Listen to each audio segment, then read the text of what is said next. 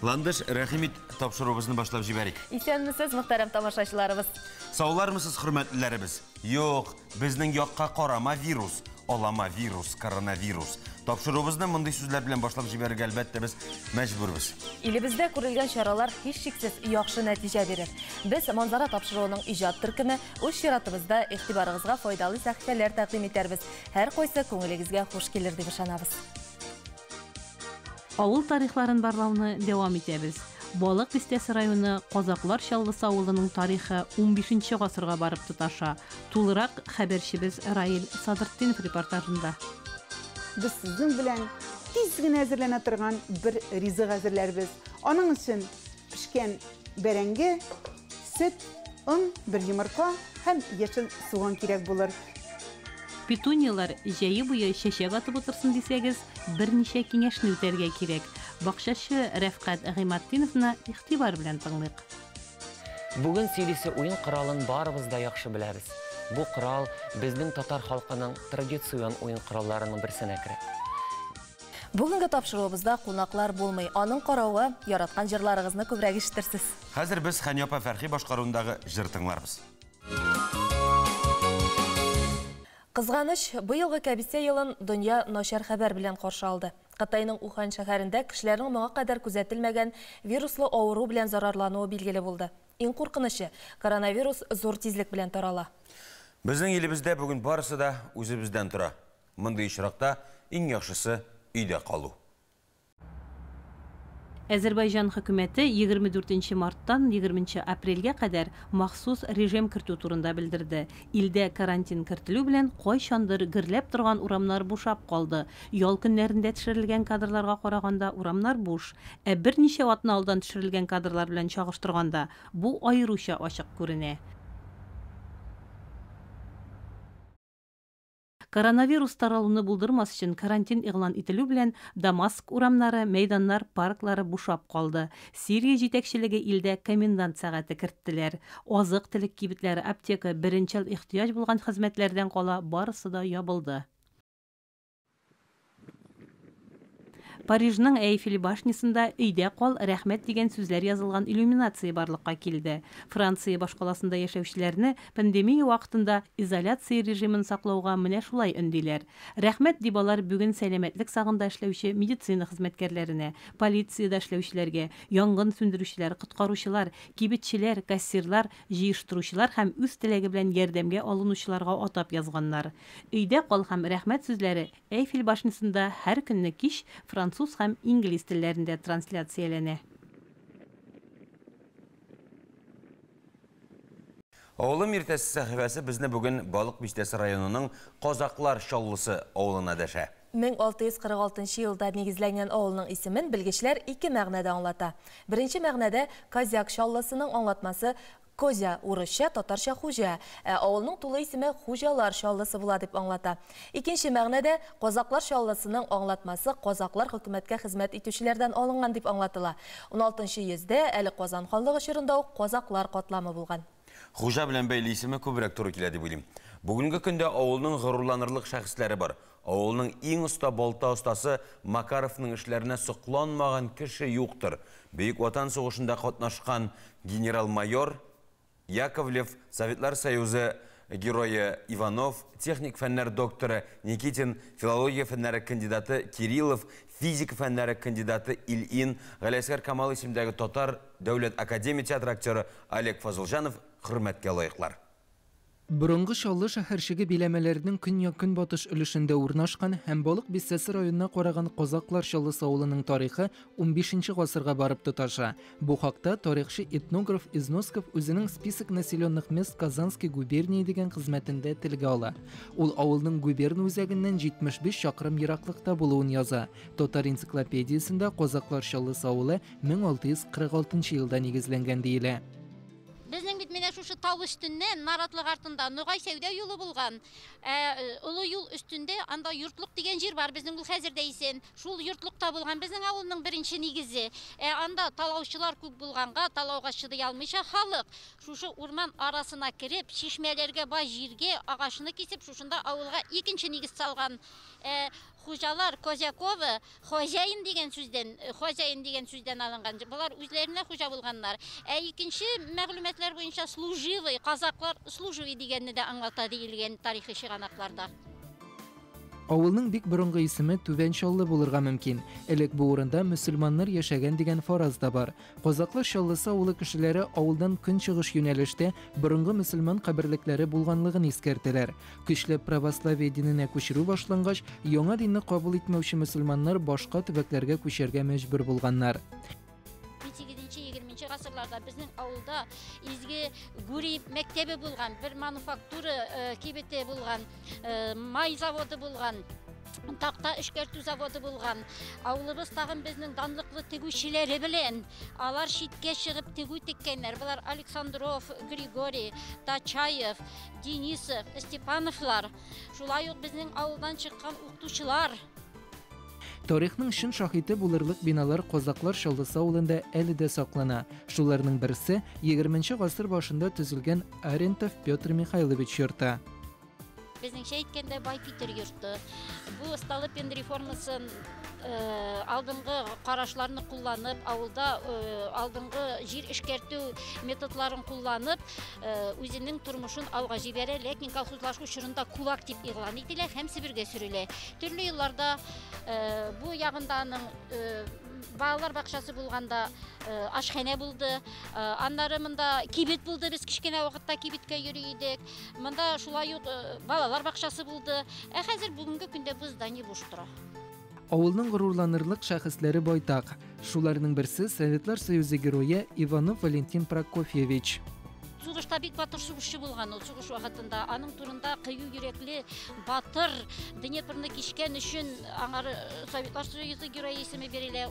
Валентин Прокофьевич күп илләрнең шәрәфле гражданины. Бары тик команда составы гына бүләкләнә торган Александр Невский ордены ясә.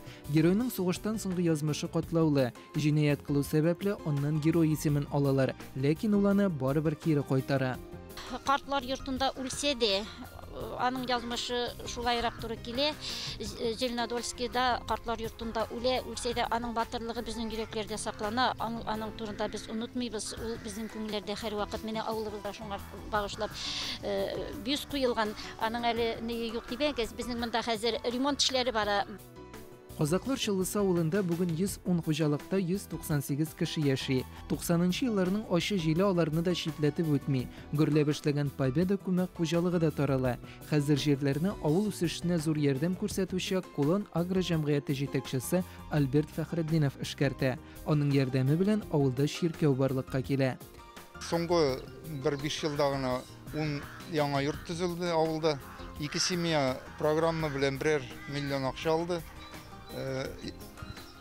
Яңа йортлар салу өчен. Казаклар Чаллысы авылы матур үзгәрешләр булачагына өмет белән яши. Әле авыл эчендәге юлларны рәтлисе бар. Мәдәният йортына ремонт кирәк. Буларның барысы да зур хезмәт һәм тырышлык сорый. Ә биредә нәкъ менә шундый уңган булган кешеләр яши. Жылы сүз жан азыгы ди халык. Сәламәтлек сагында торучы табибларның авыруга карата кешелекле мөнәсәбәте дә сауыгырга ярдәм итә.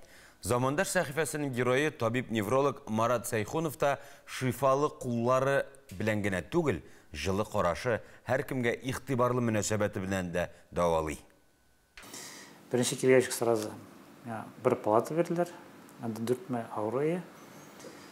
Шуларның авыруларын карап, алар белән сөйләшеп, аннары заведующийга килеп, менә мондай минем авырулар, нишәтәбез, байттерәзме, тәгләйтерәзме, шулай башланып китте. Кулына диплом алып, табиб булып эшли башлаган вакытларын шулай искә ала ул. Бүгенге көндә тәҗрибәле табиб, остаз, бүлек мөдире. Хәзер аның үзенә киңәш сорап керәләр. Апасы белән абыйсы табиблар булгангамы, әллә әтиәнисенең дә аны табиб итеп күрәсе килүме? Күрәсең, үзенең дә теләге һәм кызыксынуы көчле булгандыр. Мин үземә сайладым неврология һөнәрен. Шынки менің үшін бұл өлке өзіне бір тігі тылсымды кібік тыйылды. Менің көңілде қалды, міне ол вақытта біз оққанда томографиялар кең таралмаған, біз кітаплардан оқып қана біледік, томография бар екен. Невролог келе, шөк шалады, рефлекстарын қарайды, шоңа негізленіп, баш миында нәрсе болған, қоя болған, шулай диагноз қоя. Бұл мен үшін бек шындай сірлі еді. Менде шыны білесі келерге тырышып, наверное, шушы неврология өлкәсін сайладым менде. Qozanның 6-нчы шәһәр хастаханәсендә неврология бүлегендә хезмәт юлын башлый. Эшенә бик җаваплы караганын, тырышлыгын, белемле икәнлеген тиз күреп алалар. 7 ел тәҗрибә туплагач, аны Qozanның медицина диагностика үзәгенә чакыралар. Бүгенге көндә ул бүлек мөдире. Хәзер 2 бүлектә 70-тән артык белгеч эшли. Марата Валиуловича я знаю уже более 20 лет и начинали... Аның белән 20 елдан артык бергә эшлибез. Яшь неврологлар булып эш башлаган идек. Үз эшенең остасы, иң авыр вакытларда да тыныч булып кала белүе сыкландыра. Салкын акыл белән эш итә, төпле, дөрес карар кабул итә. Һәм ул бары хатын-кызлардан гына торган коллективка җитәкчелек итә. Табиб үзенең җылы сүзе, елмаю белән авыруны яртылаш дәвалый диюләре хактыр мөгаен. Марат Вәлиулла улын һәр палатада көтеп алалар. Терелүгә ышанычлары арта, аңа үзләренең рәхмәтләрен җиткерәләр. Хезмәттәшләре дә аны хөрмәт итәләр. Я его запомнил с самого начала как человек, во-первых, очень тактичного и интеллигентного. Ул зыялы кеше, күпме еллар эшләп, аның бер вакытта да тавыш күтәргәнен ишеткәнем булмады. Тыйнак, сабыр, ярдәмчел, барыбызны да аталарча кайгырта. Аның кебек остаз белән эшләвемә бик шатмын. Алга да бергә эшләрбез дип ышанам. Без бер гаилә кебек киңәшләшеп, фикерләшеп эш итәбез. Марат Вәлиулла улы хәләл җифете белән институтта укыганда ук танышканнар. Танышкан идек общежитие торган вакытларда инде. Икәү күрше бүлмәдә яшәдек. Беренче ел бер-беребезгә карашып йөргәч, аннан шулай дуслашып китеп, институттан бетергәч, өйрәнештек. 25 ел булды инде, 26-нчы ел китте, бергә тора башлаганга. Вот 2 балабыз бар, 2 малай. Аласы быел институтны бетерә дип торабыз инде. Медицинский институтта, 6-нчы курсында укый. Кичкенә улыбыз мәктәпне быел бетергә тиеш инде, 11-нче класста укый. Бу көннәрдә алтын юбилейын каршылаучы табиб үзе табибларга лекциялар укый, үзе белгәннәрне башкалар белән дә уртаклаша. Чын табиб нинди булырга тиеш дигәндә, тирән белемле, бай тәҗрибәле, үз хезмәтен сөеп, шатланып башкаручы һәм авыруны бер караштан аңлый торган нәкъ Марат Вәлиулла улы кебек диясем килә минем. Алда җиңү көндәлеге сәхифәсе. Сүз хезмәттәшебез Динара Хабибуллинаға. Динара, рәхимет, студия синеке. Хәерле көн, мөхтәрәм тамашачылар. Бүген без Бөек Ватан сугышында җиңүгә 75 ел тулу уңаеннан сәхифәбезне дәвам итәбез. Бөек Ватан сугышында 61 дәүләт катнаша, 50 миллионнан артык кеше гомере өзелә. Татарстанның 350 меңгә якын ул һәм кызлары сугыш кырларыннан әйләнеп кайтмый. Советлар Союзы мәгълүмат бюросы хәбәр итә. Бу көннәрдә Кызыл армия гаскәрләре немец фашистларга каршы кышкы һөҗүмне тәмамлый. Немец армиясе зур югалтулар кичерә. Кызыл армия Сталинград ягындагы сугышлар тарихында иң зур җиңүне яулый. Шулай ук Төньяк Кавказ һәм Кубань, Урта Дон һәм Воронеждагы көрәштә немец армиясенә көчле каршылык күрсәтә. Үзәк фронттар Ржев, Гжатск, Вязьма һәм Демьянск тирәсендә дошманның плацдармын юк итеп Ленинград блокадасын өзә. 4 айда 20 көн барган бәрелештә Кызыл армия гаскәрләре көнбатышка таба 607 чакрымга алга китәләр. Совет гаскәрләре 480 мең квадрат километр мәйданын немец илбасарларыннан коткаралар. Кызыл армиянең җиңүле хәрәкәтләре нәтиҗәсендә илнең икътисади һәм хәрби стратегик әһәмияткә ия булган районнары дошманнан азат ителә. Хәзер, хөрмәтле тамашачылар, соннарга тукталыйк. 1942 елның 10 ноябреннән 1943 елның 31 мартына кадәр Кызыл армиянең дошманга каршы көрәше нәтиҗәсендә түбәндәге трофейларны кулга төшерәләр. Дошманның 1940 самолеты, 4600 270 танка, 500 мең винтовка, 17 миллион снаряд, 128 миллион патрон, 123 мең автомашина, 890 паровоз, 22 мең вагон, 1825 хәрби склад, радиостанциялар, мотоцикллар һәм башка бик күп хәрби милек. Шушы вакыт эчендә Совет гаскәрләре тарафыннан дошманның 3600 самолеты, 520 танка, 4500 коралы юк ителә. Кышкы һөҗүм вакытында дошманның 5090 самолеты, 9190 танка, 20360 коралы югала. 1942 елның 10 ноябреннән 1943 елның 31 мартына кадәр Совет армиясе гаскәрләре дошманның 343525 солдатын һәм офицерын әсир төшерә. Шул ук вакытта немец армиясенең 850 меңнән артык солдат һәм офицеры юк ителә. Проскуров-Черновецк операциясе 2 апрельдә 60-нчы армиянең 8-нче укчылар дивизиясе Бучач районына юнәлә. Сәхифәбезне дәвам итәбез. Алдагы видео язмабыз Шүпрәле районы Шланка авылындагы мөритүче тыл ветераны, шахтада эшләгән, яшьлектән үк ачы сугыш елларын күргән Бибинур әби Мәхмүтова турында. Шүпрәле районындагы тыл авылында 1931 елда тудым. Аннары эт класс бетегә сугыш башланды. Сугыш башланды да, анда бергә Павловск булып без кырларда эшләдек бит инде.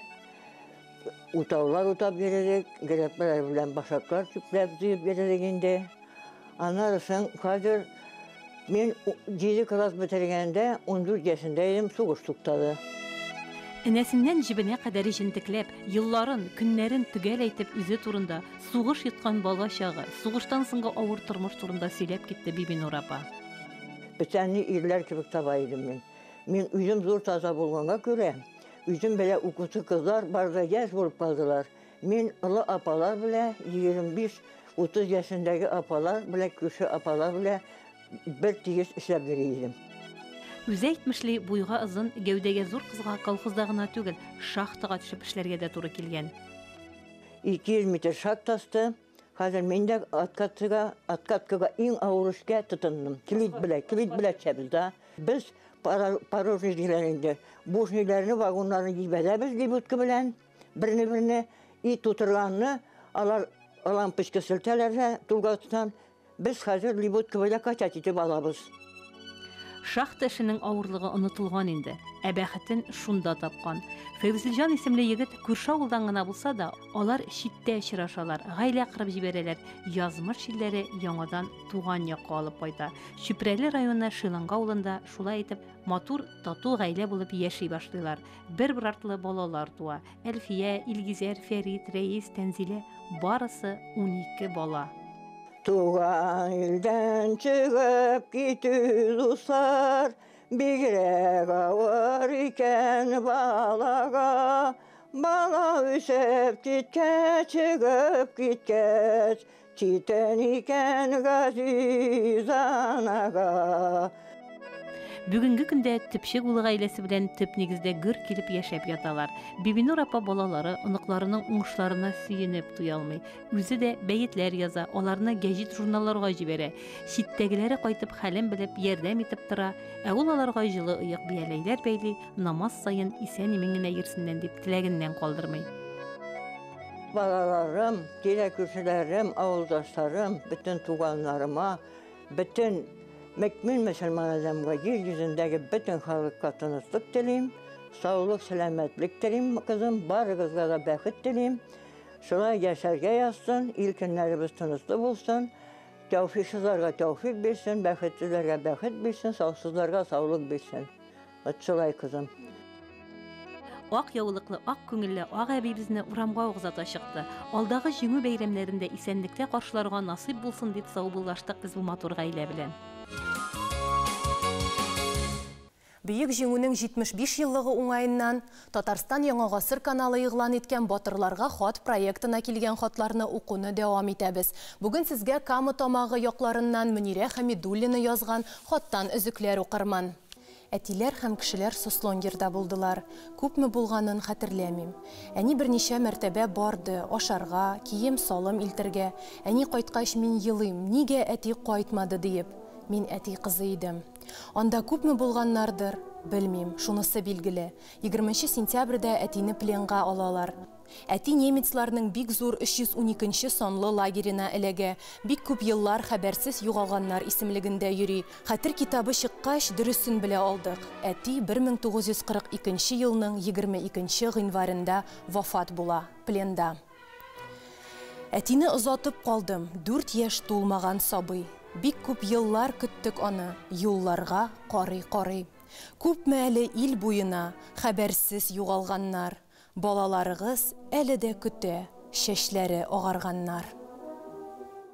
Ачы язмыш бабаларыбызны сынаган, алар турындагы истәлекләр безнең йөрәкләрдә. Киләсе күрешүләргә кадәр сау булыгыз.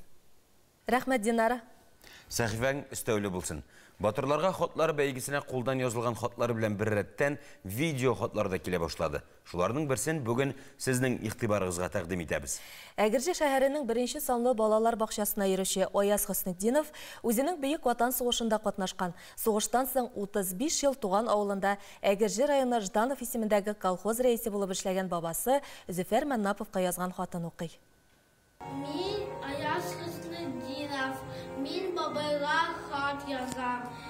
Исәме бабам Зөфәр, сиңа оның шүрен Аяз хат яза. Минем хәлләр яхшы, бакчага йөрим. Тиздән мәктәпкә барам. Быел бөек җиңгә 75 ел. Зур бәйрәм. Син дә бабам, ул сугышта катнашып. Орден медальгә алгансың, аларны миңа әбием сөйләде. Бер сине оныкшыклагы, ел сайын снарясыны тотып, үлемсез полк сафарына басабыз. Безнең нәселдә армияда хезмәт итүчеләр дә күп. Әтием Фаиз, бабам Рафис, да абыем Рамил, Рәҗәп абый, Факин абый, Рамис абый, Стас абый. Алар да безне тынычлыкка саклаган. Бабай да солдат булган, әти дә солдат булган, Турабый да солдат булган, ишекләрендә туган. Турабый да солдат булган, ишекләрендә туган. Кеше абый солдат булган, китте быел язгына. Мин үзем дә солдат булган, күсем әле азгына. Мин үзем дә солдат булган, күсем әле азгына. Бабам, тынычлык өчен рәхмәт сиңа. Батырган мәңге онытылмас.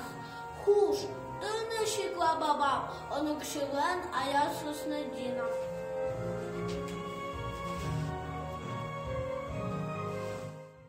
Сәясәтчеләр генә түгел, бакчачылар да аптырашта бүген. 11 мартта ук кар катламы эреп бетсен әле. Һава температурасы көндез 8 градуска кадәр җылынгаш, кайберәүләребез булай булса инде апрель башларында ук бакчага чыкмый булмас дип торганда суытып җибәрде. Кар яуды. Кыскасы, бер җылыта, бер суыта. Ләкин җылытты дип апрель башында ук утырту эшләренә керешергә киңәш итми танылган бакчачы Фарсель Зиятдинов. Помидор, татлы борыч, баклажан, петуния чәчәкләре күпләребезнең тәрәзә төпләрендә матур гына үсеп утыра. Әлегә утыра бирсен. Алдагы видеоязмада петуния үстерү буенча киңәшләр тәкъдим итәбез. Хәтта алар да өйдә утыра. Җәй башыннан ук чәчәк атсын өчен петунияны менә хәзердән үк чәчәргә кирәк. Бу матур чәчәкләрне үстерү, тәрбияләү, түземлек һәм зур игътибар таләп итә. Петунияның ырлыклары бик вак, аны чәчәргә дә авыррак. Бу ырлыкларны алдан әзерләнгән җиңел дымлы туфрак өстенә бремләп салып чыгарга һәм сак кына пульверизатордан су сиптергә кирәк. Ә бакчачы Рифкат абый исә вак ырлыкларның утыртуның үз ысулын тапкан. Петуния чәчәген барлык кеше ярата, чөнки бик матур. Алар минем 4 төрдә. Значит, үзегез беләсез, питонинның арлыгы микрон, бик кул белән тотып булмый аны. Мин үзем ничек питония арлыгын ничек утырту буенча үземнең изобретениене күрсәтергә, әйтергә телим һәм күрсәтмәкче булам. Питонияны утыртыр өчен ясарга кирәк торфарет. Мына бу торфаретка тишергә инә белән тишекләр һәм яшеккә значит куясың, значит җир белән яшеккә куясың бу торфаретны һәм җәясың ырлыкларны җәйгәч һәрбер ырлыкларны үткәрәсең бу тишекләргә төшер өчен кисточка белән үткәрәсең һәм алар кисточка белән үткәргәч бөтенсе тигезләнеп шул тигезләнеп төшә һәм киләчәктә алар бик яхшы матур итеп чыгалар. Питонияны күчерер өчен артык зур савыт кирәкми, 150-200 мл стаканнарда җитә. Күчергәндә тагын бер үзенчәлеге бар. Беренче чыккан 2 яфрагын туфрак белән күмсәң дә була. Күчергәндә сак булырга кирәк. Ничек пикировать итәргә? Аласың савыт инде җир белән һәм аласың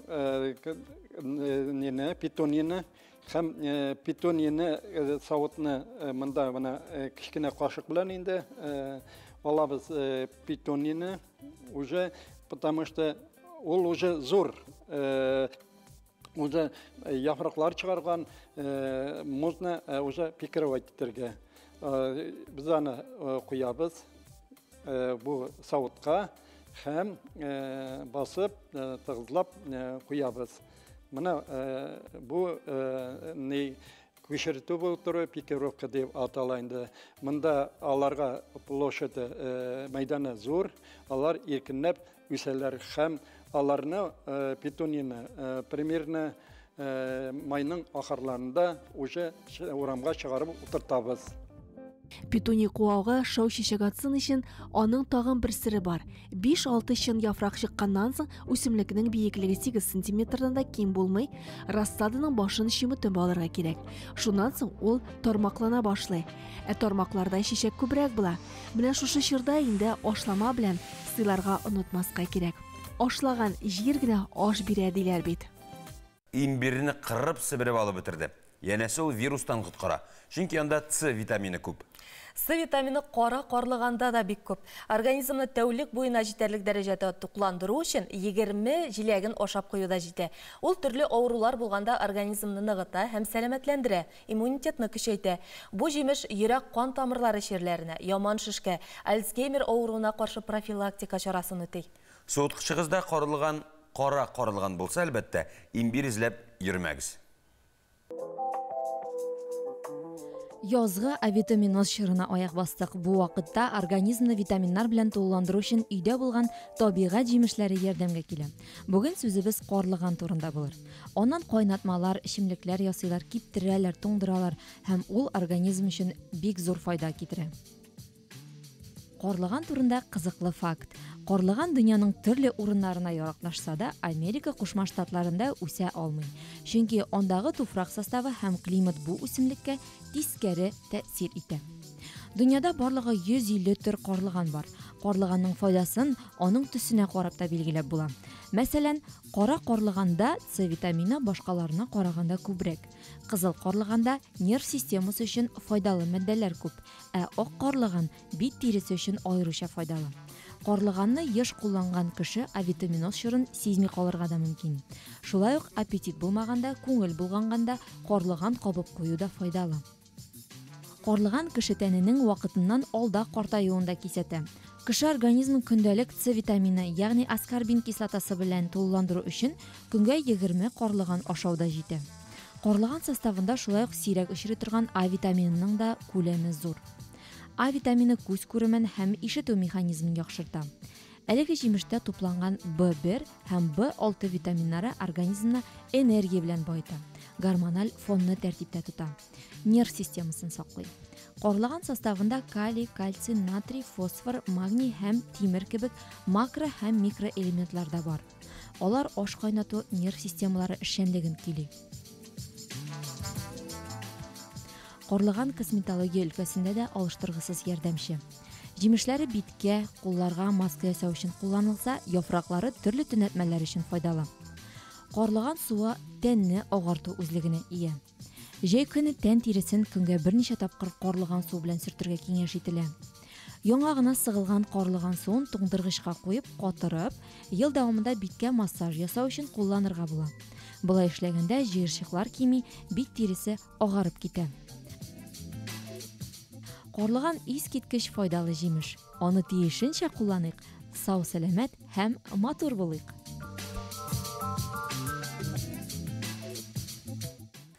Бу көннәрдә социаль челтәрләрдә һәр икенче кеше блогерга әйләнде. Пешерәбез дә видеога куябыз, пешерәбез дә Инстаграмга эләбез. Изоляция вакытында иртәләр ничек башланганын, нәрсә ашаган, эчкәннәренә кадәр күрсәтеп баручылар бик күп. Бөтен гаилә өйдә булганда, әлбәттә, хатын-кызның вакыты күбрәк аш бүлмәсендә үтә. Бүген кичкә нәрсә пешерәсез? Фантазия бетә башлады. Языгыз әле диючеләр дә бар. Алда ашсу остасы Резидә Хөсәйновадан пешкән бәрәңге коймагы рецепты. Аның киңәшләренә колак салып, сез дә пешереп карагыз әле. Исәнмесез, хөрмәтле тамашачылар. Иртәнге ашка без сезнең белән тиз генә әзерләнә торган бер ризык әзерләрбез. Аның өчен пешкән бәрәңге, сөт, он, бер йомырка һәм яшел суган кирәк булыр. Һәм инде менә табаны кыздырырга куйдым. Кыздырыр өчен сыек май. Бисмиллаһир-рахманир-рахим. Эшебезне иң беренче бәрәңгедән башлыйбыз. Бәрәңгене эре угыштан уабыз. Менә шундый балаларга иртә белән ашатып җибәрергә бик тиз генә әзерләнә торган завтрак, иртәнге аш. Менә шулай бер йомырка сытабыз. Сөт салабыз. Он салып җибәрәбез.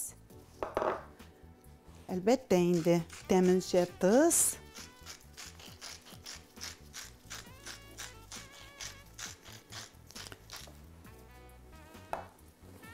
Борычны инде яңа тидем, шуны салып җибәрәбез. Турап яшел суган салып җибәрәбез.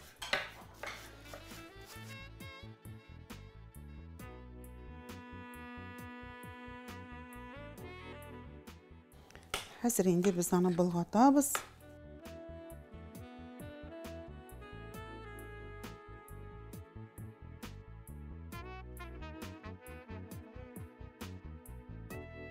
Һәм шулай әзер бәрәңгене табага куябыз.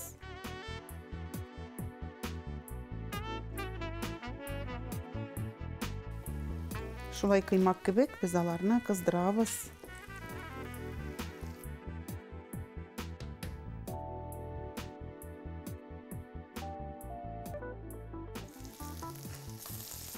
Менә шулай ике ягында әйләндереп кыздырабыз.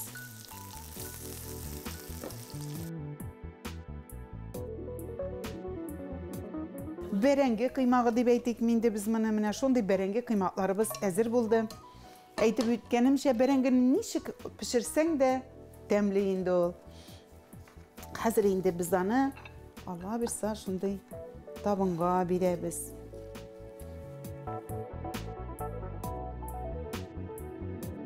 Менә хөрмәтле тамашачыларым, безнең бәрәңге һәм суганнан пешкән шундый кыймакларыбыз әзер булды. Без аны табынга каймак белән бирербез. Ашларыгыз тәмле булсын. Ходай Тәгалә сезгә матур тормышлар насыйп итсен.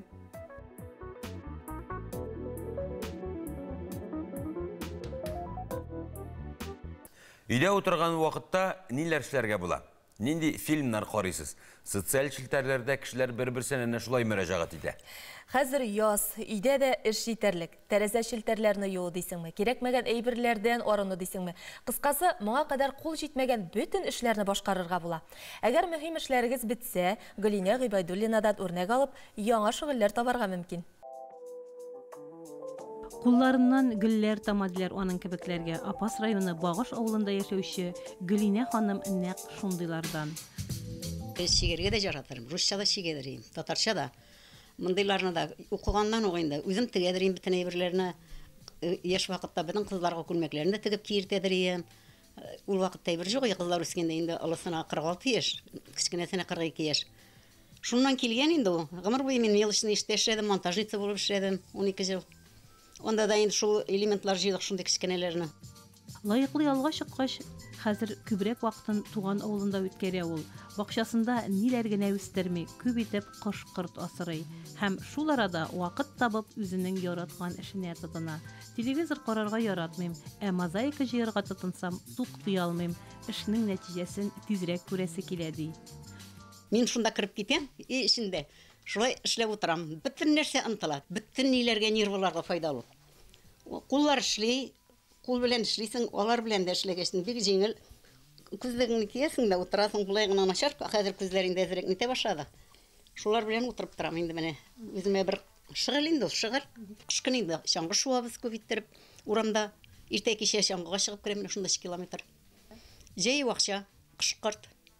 Үрдәкләр казлар асрадым инде күп иттереп, 30 казыя, 40 лабырдек, шибиләр 150, шулай иттереп шулар белән мәшәкатьләнеп җатам. Уртача зурлыктагы бер картинаны җыю өчен 2 атна тирәсе вакыт кирәк. Әле туган көненә аныклары бүләк әзерләгәннәр, заказ белән гаилә фотосурәтен ясатканнар. Хәзер аны җыя башлаган. Теләге булган һәркемне өйрәтәм, тик сабырлыклар гына җитсен ди ул. Ничек инде менә түземлелек кирәк инде. Озак иттереп утырырга. Утыра алмыйлар бит, 1 сәгатьтә утырып тора алмыйбыз. Мин инде утырсам 4 сәгатьтә утырам. Лиш вакыт булса, утырам шуның эченә кереп. Гөлинә апа җыйган картиналар йорт диварларын бизи һәм аларны рәхәтләнеп дусларына, якыннарына бүләк итә. Шәһәр һәм һөнәр, җәүһәр, һәвәс һәр хәлдә. Афәрин, һәйкәлне генә калдырдың. Бу сүзләрнең дөрес әйтелеше хакында әткәм-әнкәмнең теле сәхифәсендә Фуат ага Галимуллин сөйләр. Һәр телнең үз авазлары булган кебек, менә аларны белдерүче хәрефләр дә бар икәнен сөйләшкәне идек инде. Татар телендә авазлар, мәсәлән, рус телендәге караганда 6 авазга артыграк. Ә, Ü, U, J, Ң, Х. Димәк, бездә авазлар системасы biraz байрак булып чыга.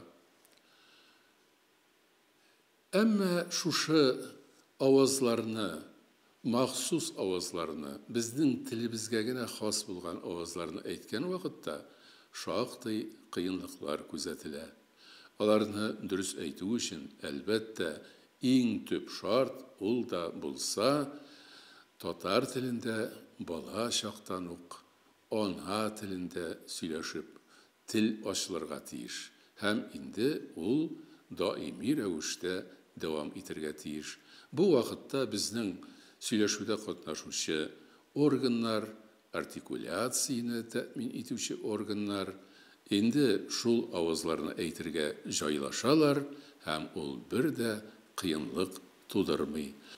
Башка халык вәкилләре өчен, әлбәттә, безнең ул үзенчәлекле авазларны әйтү айрым бер тырышлык сорый, ләкин бик тырышсаң да тиешенчә әйтеп бетерә алмаска мөмкин.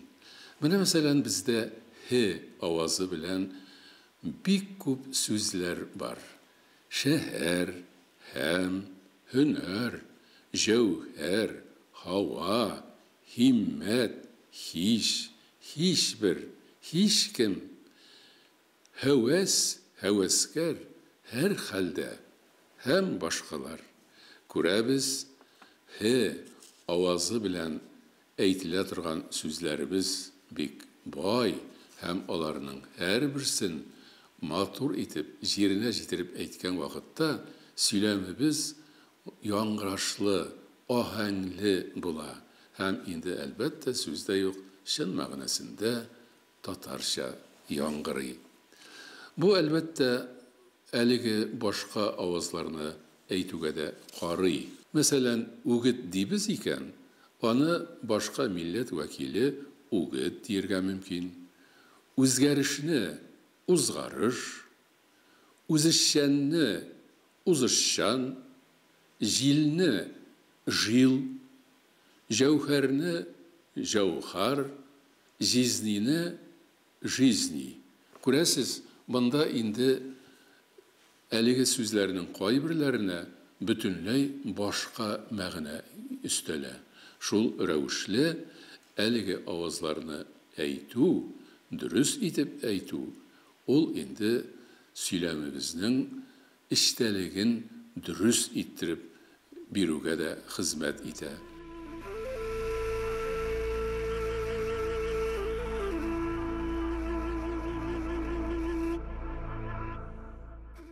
Қызық bu dünya. Қызғаныш була күрмәсен дегенде, біз Гүлина Шаймуллина алып барған қызық дүния сәхифәсенә тукталыйк. Буэнос тардес, хәерле көн, хөрмәтле тамашачылар. Бүген гадәти булмаган бәйрәмнәрнең берсе Буррито көне билгеләп үтелә. Шуңайдан без сезне Мексика халык ашлары белән таныштырырга булдык. Буррито испан теленнән ишәк дип тәрҗемә ителә. Кайчандыр ишәккә атланып йөрүче тәмле сыйлар сатучы Хуана Мендес кушаматын алган. Әлеге шәхес савыт сабаны күтәреп йөрмәс өчен җылы ризыкны тары оныннан басылган юкага тортильяга төреп биргән. Ул вакытта мондый формадагысы бик креатив, кызыклы саналса, бүген моңа гаҗәпләнмәссең. Адым сайын төрелгән гирослар, шаурмалар сатыла. Буррито эшлеге өчен ит тарткычтан чыгарылган ит, сыр, ныгыт борчагы, помидор, борыч, суган әзерләнә. Аларны гадәттә чили яңды сальса соусы белән бутыйлар.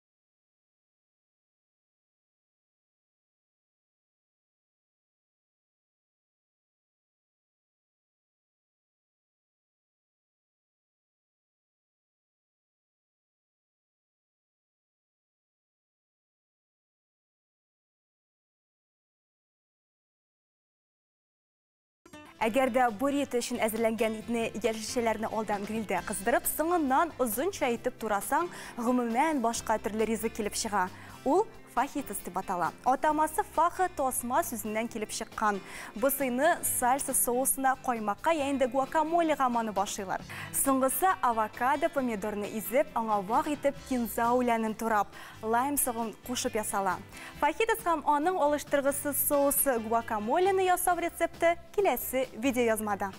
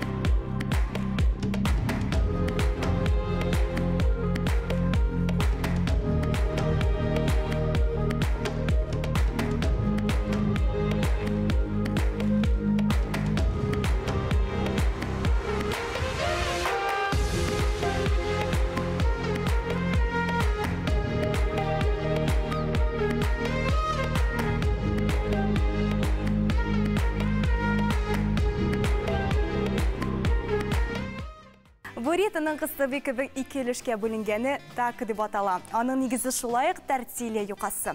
Әмма ул күпкә тарырак.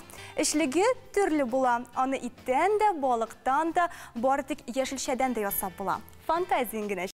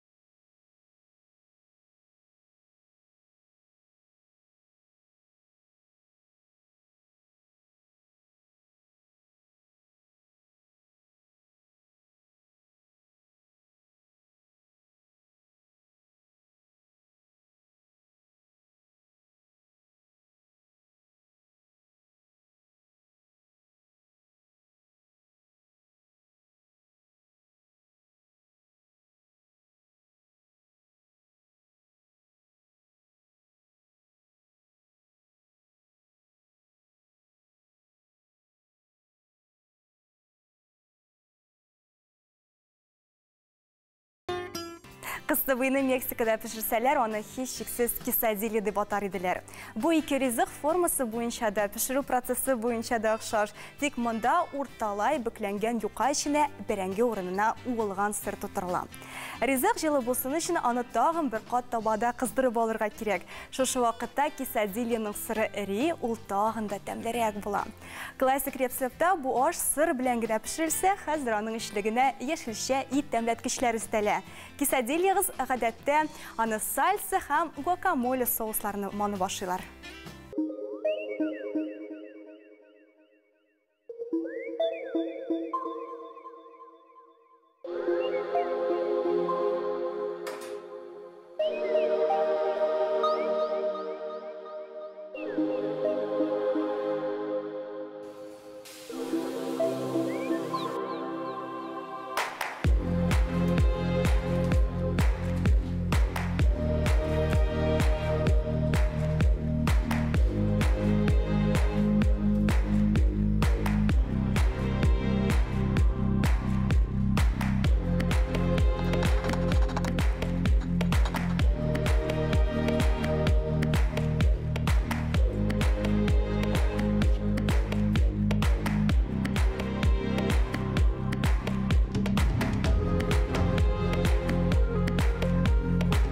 Мексика халык ашларын пешереп карарга булгансыз икән, кулинар тәҗрибәләрегездә уңышлар теләп калабыз.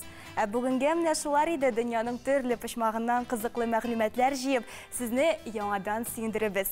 Киләсе очрашуларга кадәр сау булыгыз. Рәхмәт, Гөлинә. Сәхифәң дәвамлы булсын. Илдән иләр бар икән, яңгыр микән, кар микән дигән теләктә без ил көн яңалыклары белән танышыйк. Хәбәрләр чыгарылышыннан соң кабат манзарада күрешербез.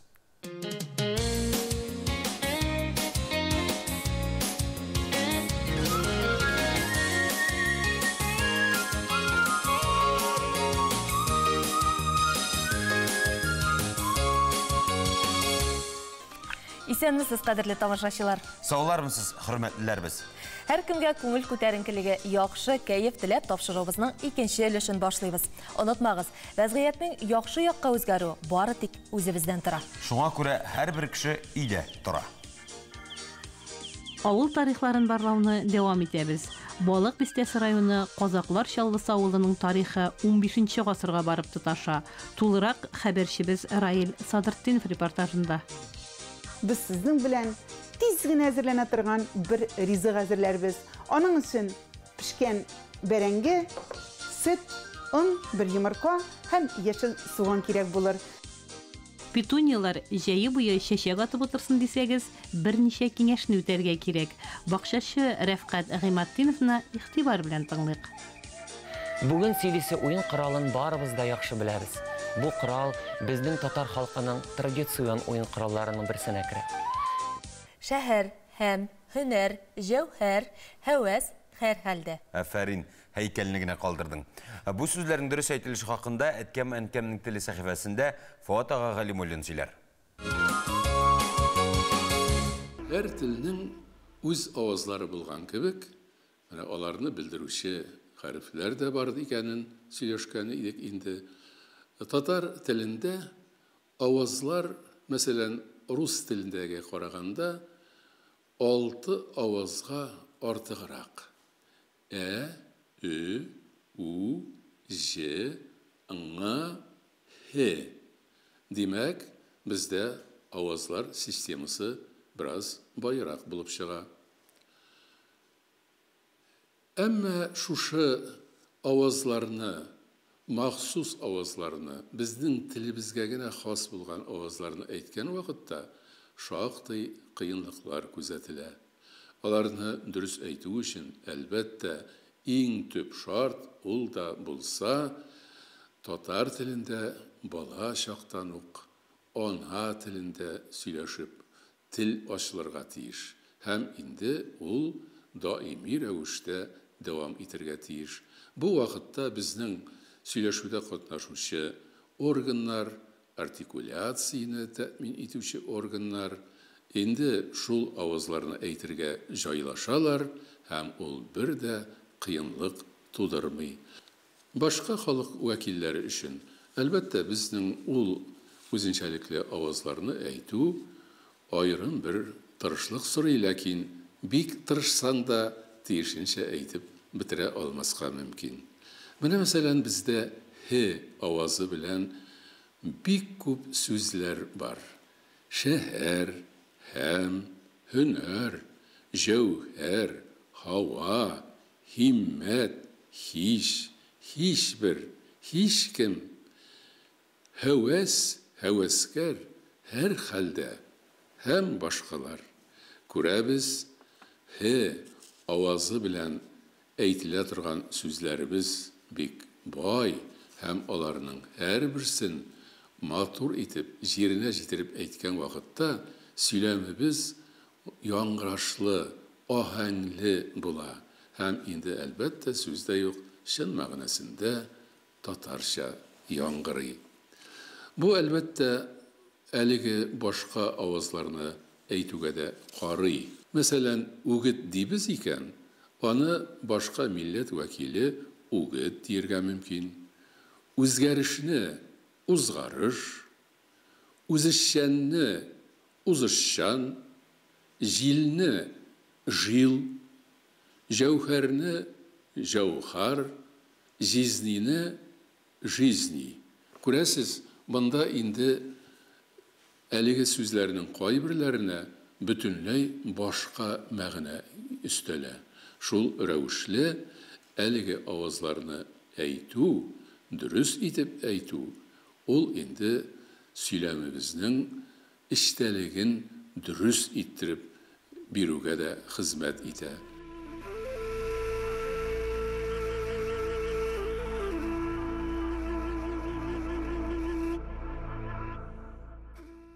Халык сынамышлары буенча 2 апрельдә елгадагы бузлар тиз агым белән китсә, икмәк уңар. Быел боз гомумән булмады кебек. Әгәр менә көн суык булып, кышлар шыркылдарса, жылы җәйгә дип йөриләр халык сынамышларында. Язның беренче мизгелләренә хозурланып алыйк.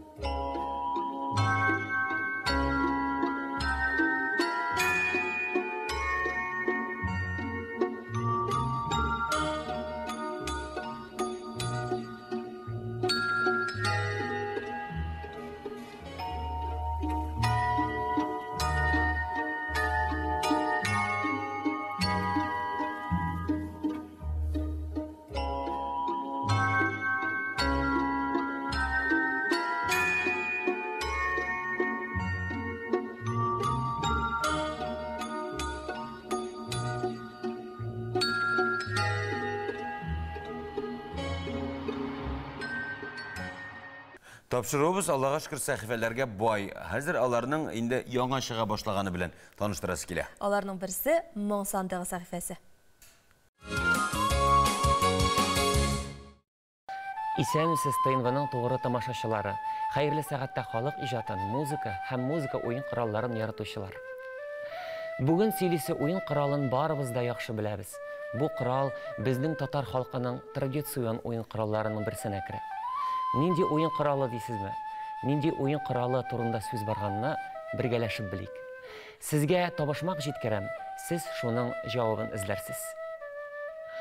6-7 генә булыр тәнемдәге уеннар. Миннән башка үтми иде аулак иләр, уеннар. Нинди уен коралы? Дөрес, курай турында сүз бара. Курайны 3 зур төркемгә бүләләр. Кыска курай, озын курай һәм тел курайы. Бүген кыска курай белән якыннанрак танышып китәрбез. Кыска курайның төрле атамалары бар. Һәрбер атаманы аерым карап китик әле. Кыска курай икәне аңлашыла. Чөнки озын курай бар. Бар кыска курай. Әйдәгез әле карыйк әле. Сыбызгы курай дибез, чөнки аның махсус тау чыгара торган сыбызгы илеше бар. Менә күрәсезме? Бик матур курайлар. Элекке вакытларда җиз курай дигәннәр, чөнки җиз материалдан эшләү кулай булган. Соңгы вакытта бу уен коралын татар курай дип атыйлар. Бу уен коралының төрен билгеләр өчен кирәк булган дип уйлыйм. Курайда ки уйнар өчен 6-7 тавыш тишеге бар. 6-сы алгы якта, 7-нчесе баш бармагы өчен аскы якта. Менә карыйк әле. Менә 6-сы алгы якта була, 7-нчесе аркы якта баш бармагы өчен. Менә мондый кыска курайның узынлары бар. Менә шундый. Монсы металлдан ясалган. Монсы кыска курай дуслар. Пикалы курай дип атала. Элекке вакытларда бигрәк тә авыл җирлегендә курайны агачтан ясаганнар. Бүгенге көндә кыска курайны металлдан һәм шулай ук агачтан ясыйлар. Кыска курайның таралышына Ифрат ага Хисамов зур этәргеч бирде. Ул музыкант буларак та, композитор буларак та, музыка уен коралларын ясаучы оста буларак та курайны пропагандалауга көч кертте. Бүгенге көндә дә кайбер музыкантлар аның курайында яратып уйныйлар. Һәр музыка уен коралында уйнаучы оста бар. Махсус курайда уйнап күрсәтер өчен мин бирегә профессиональ музыкантны чакырдым. Бирегә килгән хезмәттәшем музыкант кына түгел, ул флейта һәм курай укытучысы да. Ул бөтен җаны белән профессиональ курай сәнгатен үстерүгә омтыла. Ләйсән Гареева. Исәнме Ләйсән? Ләйсән, мин уйлыйм, син бүген дә үзеңнең яраткан көйләрен бүләк итерсең. Әйдә, тыңлыйк.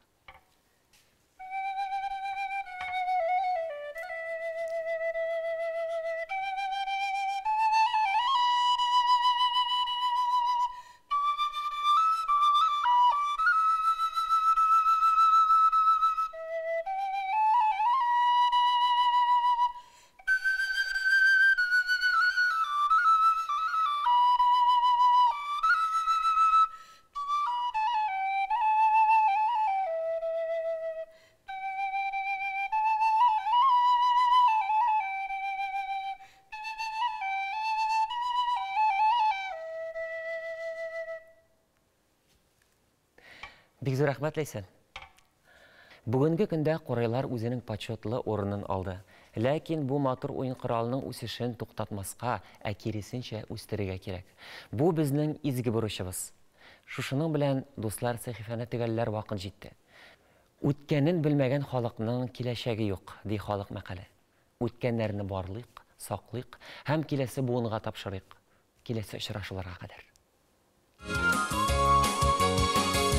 Дөньядагы хәлләр Аллаһы Тәгаләнең мин биргән гомерне заяга уздырмагыз, уяныгыз кешеләр дип кисәтүедер бәлки. Димәк, уянырга һәм кулдан килгәнчә тормышыбызны яхшы якка үзгәртергә вакыттыр. 2 сәгать дәвамында сезнең белән тормышны яхшы якка үзгәртергә теләүче манзара тапшыруның иҗат төркеме алып баручылар Ландыш Хусейнова белән Алмаз Гәрәев иде. Исән-иминлек күрешүләр насыйп булсын. Киләсе очрашуларга кадәр сау булыгыз, хөрмәтләребез. Саклagыз бер-берегезне. Исән сау булыгыз.